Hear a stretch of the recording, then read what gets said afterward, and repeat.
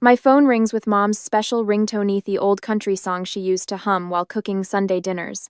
I press the speaker button, balancing my laptop on my knees as I curl deeper into my home office chair. Calla, sweetheart, are you busy? Mom's voice bubbles through the speaker, that special cheerfulness she reserves for family announcements. Just finishing a client proposal. I minimize the spreadsheet where I've been calculating quarterly projections for a healthcare startup. What's up? Well, I wanted to share some exciting news. She pauses for dramatic effect.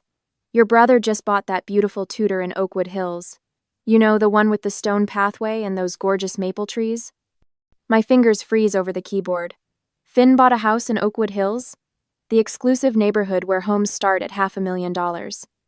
The same neighborhood where I lost a bidding war last spring. Yes, they close next week. Your father and I are just thrilled. I straighten in my chair. That's unexpected. Last month he was saying the market was too expensive. Oh, we helped him out a bit. Mom's voice lilts upward. We gave him $85,000 for the down payment. Nothing makes us happier than seeing our children settled. The room tilts sideways.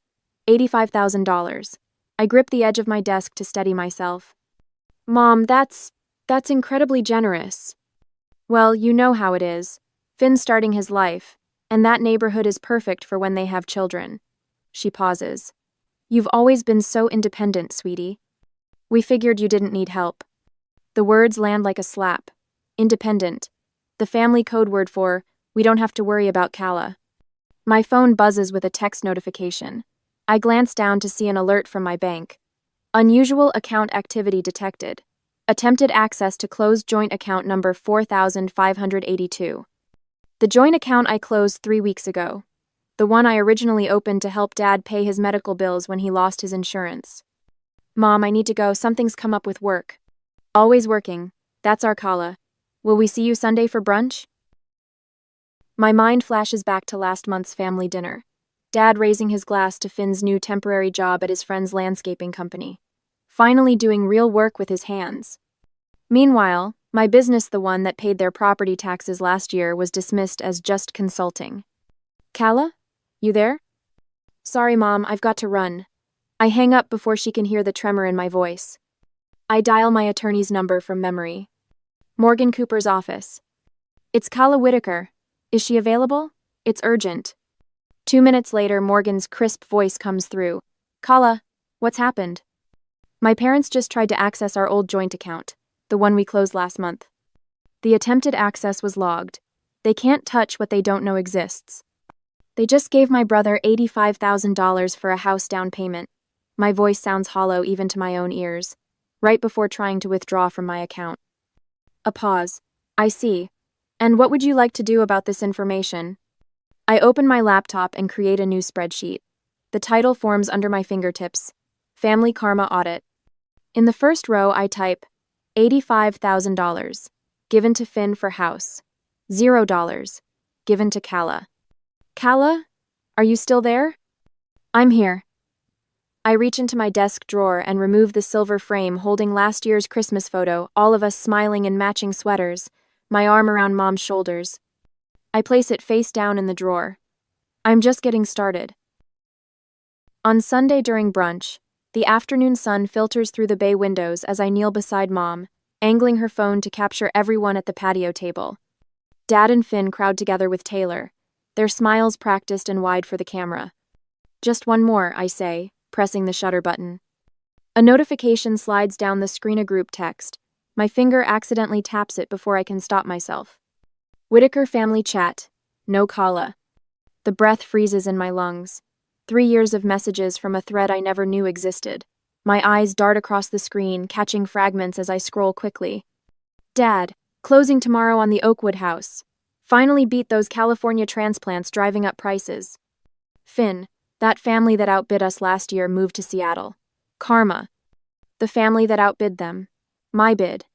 On the Tudor with maple trees that I'd fallen in love with last spring. Mom, remember we need to check Calla's joint account before she notices. Graham, can you stop by the bank Tuesday? Finn, Little Miss Independent won't even realize. She's too busy consulting to check her statements. Taylor, you guys are too much. Family takes care of family. My fingers turn to ice. I nearly dropped the phone. Calla? Are you finished? Mom's voice pulls me back. I hand her the phone, muscle memory taking over while my mind spins. Perfect shots, I manage to say, my voice surprisingly steady. I slip back to my place at the table, now hyper-aware of the physical distance. Everyone else sits clustered at one end, shoulders touching, voices overlapping while I occupy what suddenly feels like the children's table at Thanksgiving dinner. Finn leans forward, elbows on the tablecloth. So I was thinking about redoing the roof right away. The inspector said it's got 5 years left, but why wait? We're talking copper accents, architectural shingles.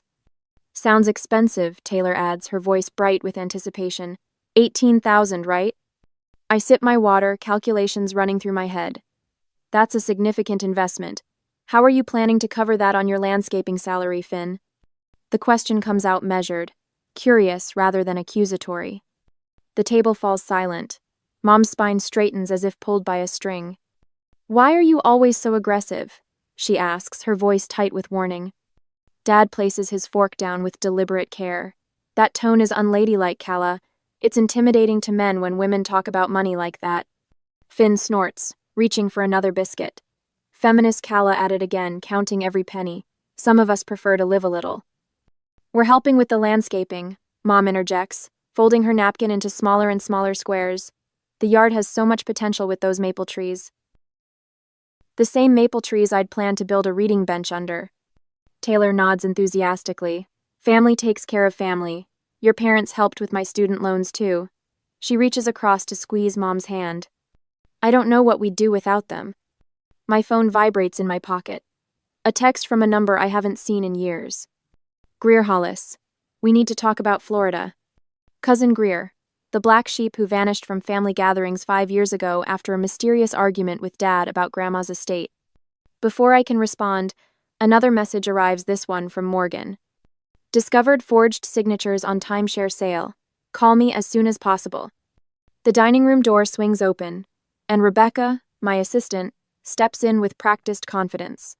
She nods politely to my family before approaching with a manila folder. Sorry to interrupt Sunday brunch, but these required your immediate attention. Her eyes convey a different message. I've got your back. You brought work to family brunch? Mom's voice climbs half an octave. If you keep putting business before family, we'll have to reconsider your invitation to the holiday gathering. Dad's expression darkens. This attitude of yours is damaging our relationship, Calla. Your brother never brings work to family functions. Finn smirks over the rim of his mimosa. Maybe if you weren't so calculating all the time, you'd actually find a husband who could put up with you. I accept the folder from Rebecca with steady hands, feeling strangely detached from their barbs. For the first time, I see the pattern with perfect clarity, how they've used my independence against me, how they've reframed my success as a character flaw. Thank you, Rebecca. I stand, tucking the folder under my arm. I should review these. As I walk toward the guest bathroom, my phone buzzes again. Morgan's message is brief but electric. Documents received. This is worse than we thought. I lock the bathroom door and lean against the cool marble counter, confronting my reflection in the mirror. The woman staring back doesn't look betrayed or broken. She looks clear-eyed, resolute. The question forms in my mind with perfect clarity. Would I continue supporting people who see my independence as an invitation to take more? Or would I finally draw the line they've been crossing for years? The answer comes not in words, but in the straightening of my shoulders and the steel entering my spine. I open Rebecca's folder to find 15 years of family financial records, meticulously organized and highlighted. Attached to the first page is a sticky note in her precise handwriting. You didn't imagine it, it's all here. My phone vibrates at midnight, Finn's name flashing on the screen. I consider letting it go to voicemail, but answer on the third ring. Hey, what's going on? I keep my voice neutral, sliding out of bed and walking to the kitchen. Calla, thank God.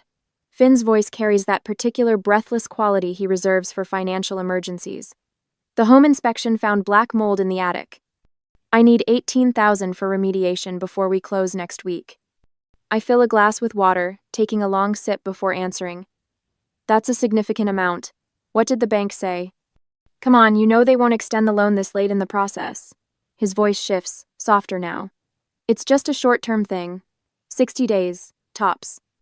The microwave clock glows 12:17 a.m.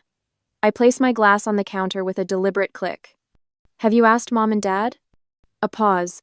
They suggested I call you. Said you're flush with cash from that healthcare contract. Of course they did. I trace a finger along the granite countertop, feeling its cool solidity against my skin. I can't help you, Finn. What do you mean you can't? Or won't? His voice hardens. This is family, Calla. Yes, it is. I end the call and block his number. The morning brings 3 voicemails from Mom, each progressively more wounded. The last one makes my stomach twist. Honestly, Calla, I don't understand why you're being so difficult about helping your brother. Aunt Judy asked about you at Bridge Club yesterday and I hardly knew what to say. Family supports family. That's how we raised you. I delete all 3 without responding and drive to my downtown office. The autumn sky stretches clear blue above the city skyline, mocking my darkening mood. Rebecca meets me at the elevator, coffee in hand and worry in her eyes. Your 10 o'clock canceled, but there's something else. Your parents are in the conference room. I stop mid-stride. What? They showed up 20 minutes ago. Said they needed to speak with you urgently. She lowers her voice. Your Kensington healthcare clients are due in 45 minutes. Perfect timing. I take the coffee, inhaling its bitter strength. Tell them they have 15 minutes. Mom rises when I enter, arms outstretched as if for a hug I have no intention of giving. Dad remains seated, examining the room with the appraising eye of someone mentally calculating square footage costs. Darling, we've been so worried. You haven't returned any calls. Mom's floral perfume fills the air between us. I'm preparing for an important client meeting. I remain standing. What's so urgent? Dad clears his throat. It's about your brother's house. The inspection revealed some issues that need immediate attention. I'm aware. Finn called at midnight. Then you understand the urgency. Mom places her hand on mine. I resist the urge to pull away. We've already done so much for him with the down payment. We thought perhaps you could handle this small repair. Small. $18,000 is small. Number. The single word lands with surprising weight. Mom blinks rapidly. Dad's jaw tightens. Calla Elizabeth, he says, using my full name as he did when I was 10. Your brother needs help. And I needed help last spring when I lost the bidding war on the house he's now buying with your money. My voice remains steady. You told me the market would correct itself and I should be patient. An uncomfortable silence stretches between us, broken by Rebecca knocking gently on the doorframe. Miss Whitaker, your Kensington clients are in the lobby. Thank you, Rebecca. I turn back to my parents. I have work to do. Mom's face crumples. We just need to understand why you're being like this.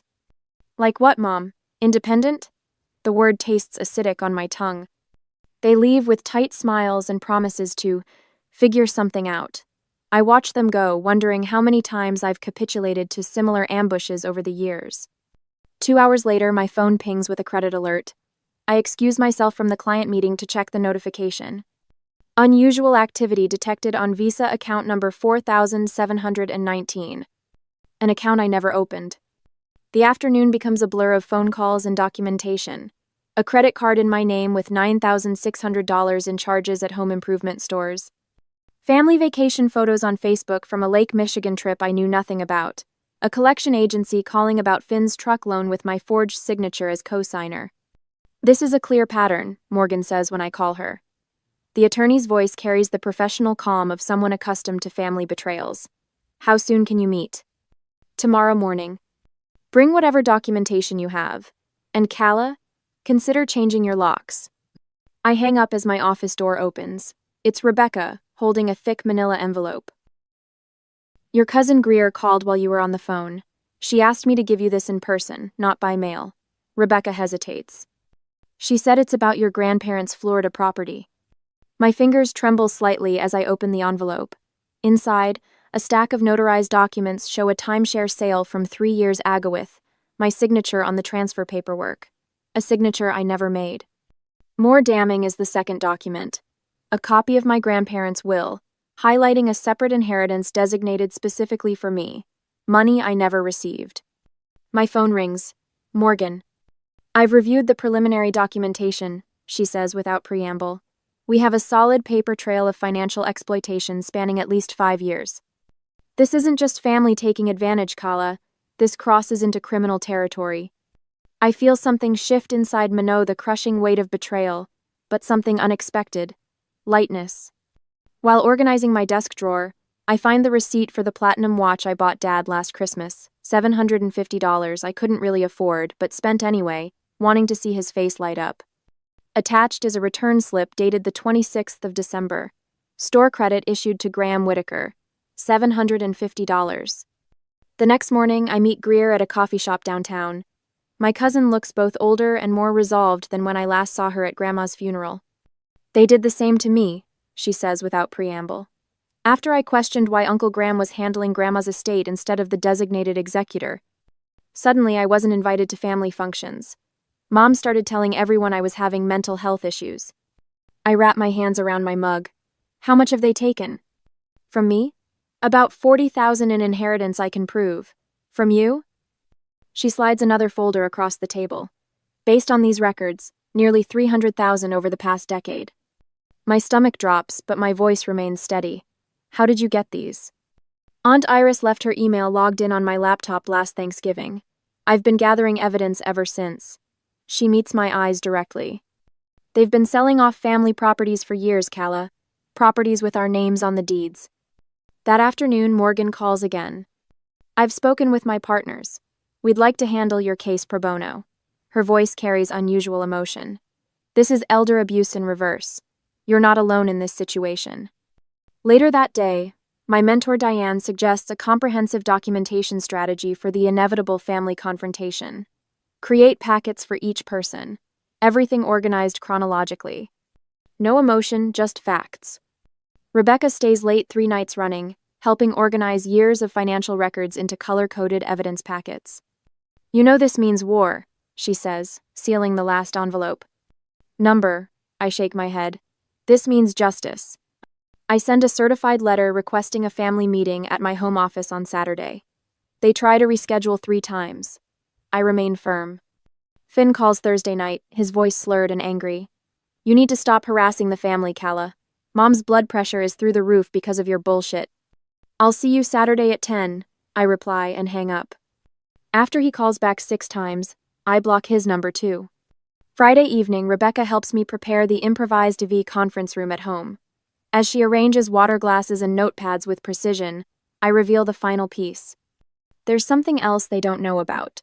I unlock my desk drawer and remove a leather-bound binder labeled Family Karma Audit. Rebecca's eyes widen as I open it, revealing meticulous records dating back 15 years. Bank statements, text messages, emails, photos of checks, loan agreements, never honored. You've been keeping track all along. Yes. I run my finger down the final column of the spreadsheet.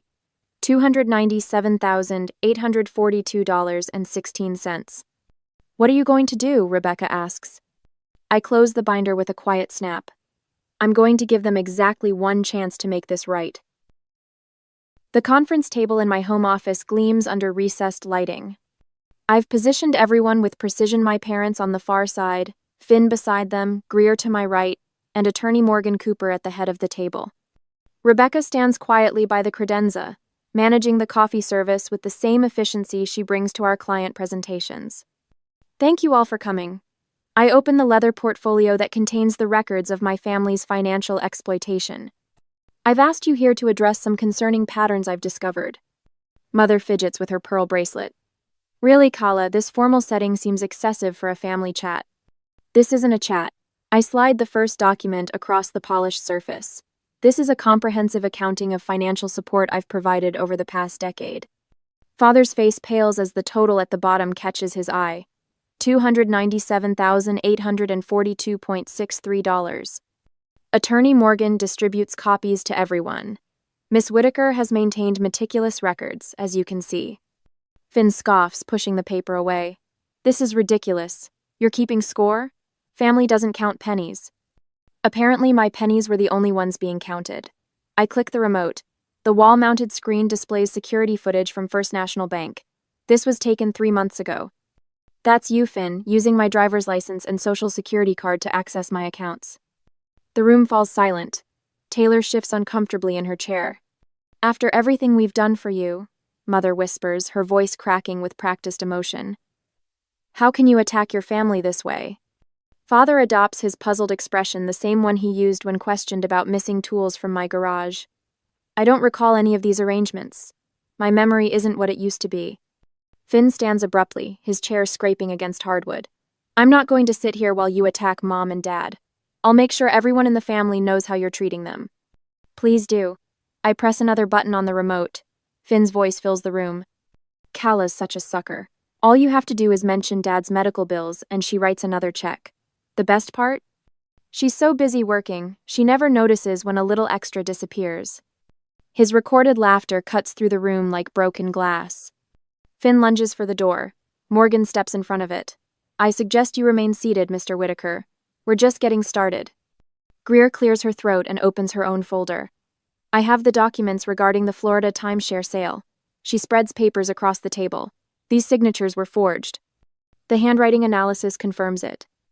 Mother's mascara begins to run. Father stares at the floor, knuckles white against his armrests. Identity theft carries serious penalties. Morgan explains, her voice steady and professional. Wire fraud, forgery, unauthorized account access, these are criminal offenses with potential jail time. Rebecca serves coffee with quiet efficiency, placing cups in front of each person. Nobody reaches for them. If you discovered your family had stolen your identity and taken nearly $300,000 from you over a decade, I ask, looking each of them in the eye, would you pursue criminal charges, or would you give them one last chance to make it right? The question hangs in the air. Mother's confident facade crumbles first. Her shoulders curl inward as she stares at the spreadsheet. We never meant. You meant exactly this, I interrupt. The text messages planning to access my account before she notices make your intentions clear. Finn jumps up again. This is insane, I'm leaving. Morgan doesn't move from her position by the door. There are 2 police officers in my car outside. One word from Miss Whitaker, and they'll come in with warrants. Father hasn't spoken since the evidence presentation began. He sits motionless, eyes fixed on the table. Mother's crying turns from delicate tears to ugly sobs. You can't do this to your family. You did this, I correct her. My voice remains steady despite the rage burning in my chest. Every time you called me independent while taking advantage of my generosity. Every time you celebrated Finn while dismissing my success. Every time you forged my signature or accessed my accounts without permission. Taylor stands suddenly. I didn't know any of this. She looks at Finn with disgust. You told me Calla approved those loans. Taylor Finn reaches for her arm. She pulls away. Don't touch me. She grabs her purse and moves toward the door. Morgan steps aside to let her pass. The confident family unit that walked into my office an hour ago has disintegrated. Mother cries into a tissue. Father stares silently at the floor. Finn looks frantically between them, waiting for someone to fix this situation like they've fixed everything else in his life. I close my portfolio with a decisive snap. Now, let's discuss how you're going to make this right. Mother dabs at her eyes with a tissue. The perfect shade of coral lipstick remains untouched despite her theatrical display. We just wanted to help Finn start his life, she says, voice wavering with practiced vulnerability. You were already so established with your business. Father leans forward, elbows on the polished conference table in my home office. We always intended to leave you more in the will, to balance things out. His fingers tap a nervous rhythm against the mahogany surface. Finn, slouched in his chair, perks up. What we need is a family healing retreat. Not all this legal nonsense. He gestures dismissively at Attorney Morgan, who sits beside me with perfect posture, her silver pen poised over her legal pad. Mother nods enthusiastically. Your father and I were thinking we could sign over our timeshare in Scottsdale as fair compensation. The association fees are reasonable, and you'd have a vacation spot whenever you want. The same worthless timeshare they couldn't sell last year. The one with a lien against it for unpaid maintenance fees. I maintain eye contact with each of them as I open the leather portfolio Morgan prepared. From it, I withdraw 2 sealed envelopes. I've brought 2 options today. My voice sounds different, lower, steadier than it's ever been in their presence. The first envelope contains a legal agreement for full repayment with interest over 5 years. I place it in the center of the table. The second contains criminal complaints for fraud, forgery, and identity theft, ready to file with the district attorney. The silence feels like ice cracking beneath their feet. I've supported this family for 15 years. I spread the documents before them like playing cards. Today, that ends. Morgan slides forward a thick folder. These bank statements show systematic transfers from Calla's accounts to yours over the past decade. She opens to a highlighted page. Here we have a credit check revealing multiple accounts opened in Calla's name without her authorization. Finn's face drains of color as Morgan continues. This notarized affidavit from the bank manager details your unauthorized access attempts to MissBrivenix.com. Whitaker's account specifically on the day you gave your son $85,000. Father stares at the ceiling. Mother's hands tremble. And these, Morgan taps a bound stack of papers, are text messages between family members discussing plans to access Calla's funds. Note the timestamps, they predate your gift to Finn by less than 24 hours. I stand, circling the table slowly. The room feels warmer now, my skin electric, with a power I've never allowed myself to claim. Mother, I stop behind her chair. You called me independent when you meant convenient. A reliable ATM who wouldn't ask questions. She flinches but doesn't turn. I move to Father. You taught me family comes first, then used that lesson against me. Every dollar I gave you was proof of my love, but never enough to earn yours. His shoulders hunch forward as if bearing physical weight. I reach Finn last. You forged my signature while calling me for sisterly advice about investments. Remember those late-night calls? You were holding my credit card application in your hand, weren't you? Finn stares at the table, jaw tight. Morgan slides the repayment agreement forward with 2 black pens. This option allows for monthly payments over 60 months. It includes provisions for early repayment without penalty.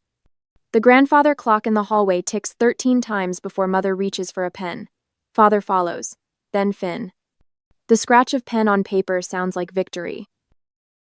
Finn reaches into his wallet and extracts 3 credit cards. He places them on the table, face down. These have your name on them, he mumbles. We'll need to list the house, Father says quietly to Mother. The equestrian membership, too. Morgan catches my eye, a slight nod confirming this wasn't part of our strategy. They've arrived at this conclusion themselves. Greer, who has been silent throughout, speaks for the first time. And the Florida property? The one grandmother left to Calla and me? Mother's head snaps up. How did you? Public records, Greer answers calmly. The sale closed 3 years ago. Father signs the final page with a defeated flourish. We'll figure something out. An hour later, the house is empty except for Rebecca, who silently collects coffee cups and straightens chairs. They signed, I tell her, still not quite believing it myself. Of course they did. She squeezes my shoulder. They finally saw you. That evening, I returned from dinner with Morgan to find a blinking light on my answering machine. One new message. I press play, bracing myself for threats or manipulation. Mother's voice fills the room, strangely subdued. Calla, we need to talk about the house. I freeze, finger hovering over the delete button. Your house, she continues. The one in Oakwood Hills you lost in the bidding war. The buyers backed out yesterday. It's yours if you still want it. The message ends. The machine beeps, awaiting my command. I sit in the gathering darkness, weighing 15 years of history against one unexpected olive branch. The delete button glows red in the dimness. A month later, the real estate agent slides the papers across the weathered oak table. Just your signature, here and here, miss. Whitaker. She taps her manicured nail against the flagged lines, her coral lipstick matching the folders spread between us. I sign my name with the fountain pen my mentor Diane gave me when I landed my first major client. The ink flows smooth and permanent across the page. Congratulations. The agent beams, collecting the documents with practiced efficiency.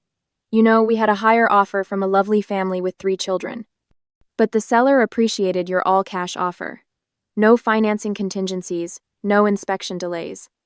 No strings, I add, running my fingertips across the grain of the table. Exactly.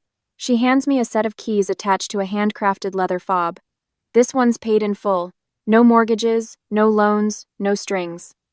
The keys feel substantial in my palm, solid brass that catches the light streaming through the cabin windows. Through the glass, I can see the lake shimmering under the afternoon sun, ripples catching the light like thousands of tiny mirrors. I stand alone in my new space after the agent leaves, breathing in the scent of cedar and pine. The silence wraps around me like a favorite blanket knot, the suffocating quiet of family dinners after I asked uncomfortable questions, but the peaceful stillness of belonging only to myself. My phone chimes with a text from Morgan. Still coming at 4 for the official tour? I smile and type back, champagne's already chilling. The mail carrier arrives as I'm arranging cheese and fruit on a serving board. I recognize the cream-colored envelope immediately, the same type my parents used for my college graduation card. The one that contained congratulations but no check, unlike the generous gifts my brother received for much lesser accomplishments. This envelope feels different, heavier. Inside, I find a check for $3,500 and a handwritten note on my mother's monogrammed stationery. We're sorry. 2 words. No excuses, no justifications, no attempts to explain away years of financial exploitation. Just the first installment of repayment and an acknowledgement I never expected to receive. I place the check in a folder labeled Restitution Payments and continue preparing for my guests. Rebecca arrives first, carrying potted herbs for my kitchen windowsill. Greer follows with a hand-woven blanket in sunset colors. Morgan brings a bottle of expensive scotch and news that makes me pause while pouring water for the fresh flowers. Finn's house is listed as a short sale, she says, accepting the glass of champagne I offer. Your parents sold their Cadillac and that boat your father was so proud of. They're moving into a senior apartment complex next month. I nod, feeling neither vindication nor sorrow. And the timeshare proceeds? Greer received her first payment yesterday. Morgan raises her glass toward my cousin. Everything proceeding exactly as legally agreed. We gather around the fireplace as evening approaches, the 4 of us forming a circle of hard-won trust. On the stone mantel above us sits a simple frame containing a printout of my final family karma audit spreadsheet, the words "Account Settled" written in bold across the bottom. To chosen family, Rebecca says, raising her glass. To independence, Greer adds. To boundaries with consequences, Morgan offers with professional satisfaction. I look around at these women who stood beside me when blood relations failed. To freedom. Later, after they've gone, I sit on the dock with my feet dangling above the water. The lake stretches before me, vast and uncomplicated. My phone buzzes in my pocket, Mom, appearing on the screen with that old country song ringtone I never changed. I silence it without answering and watch the sun sink lower, painting the water in warm gold. The weight that lived between my shoulder blades for years has finally dissolved. Independence isn't what made me unworthy of their help. Independence is what finally set me free. If your family uses your strength as a reason to withhold support while draining your resources, would you have the courage to show them exactly how independent you can be? What would your family karma audit reveal if you started keeping track today? Share your thoughts in the comments. I read every single one.